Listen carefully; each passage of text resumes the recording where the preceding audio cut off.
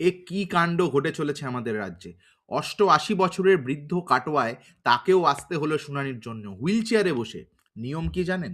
নিয়ম হচ্ছে ৮৫ বছর হয়ে গেলে তাকে আর যেতে হবে না হিয়ারিং এর জন্য। বাড়িতে আসার কথা ইলেকশন কমিশনের প্রতিনিধির। ৮৫ বছর তো বিরাট বয়স। তাতেও এই নিয়ম মানা গেল। ৩০ বছরের বৃদ্ধ তাকেও আসতে হলো হিয়ারিং অ্যাটেন্ড করতে। ৮৮ বছর, ৮১ বছর কত আর লাইন দেবেন? কত আর ঘন্টার পর ঘন্টা বসে থাকবেন আমাদের দেশের নাগরিকেরা? এটাই তো সবথেকে বড় প্রশ্ন। লাইনের পর লাইন। এই তো আগামী কয়েক মাস পর গরমের মধ্যে ঘেমে নে ভোটাধিকার। এটা তো আমাদের মৌলিক অধিকার। তখন না হয় বিভিন্ন রাজনৈতিক দলের প্রতিনিধি সাহায্য করবেন ভোটারদের। কিন্তু এখন এখন তো এই মুহূর্তে তো কেউ নেই সাহায্য করার। এখন কি হবে? তাদেরকে নিজে থেকে আসতে হচ্ছে।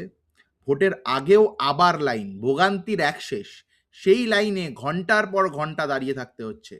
বর্ধমানের এক বৃদ্ধ 12:30টায় এসেছেন, 3:30-র সময়ও কোনো কাজ এগোয়নি, 3 ঘন্টা বসে আছেন। খাওয়া দাওয়া হয়েছে কিনা খোঁজ নেওয়ার কেউ নেই, জানার নেই। জল খাবেন কিনা সেটা জিজ্ঞেস করারও কেউ নেই। শুধুমাত্র নিজের ভোটটা নিজে দিতে চান, এসআইআর এ নামটা তুলতে চান, যেন দায় সম্পূর্ণ আমার, ভোটারের। তাই ভোটার সারাদিন বসে আছেন।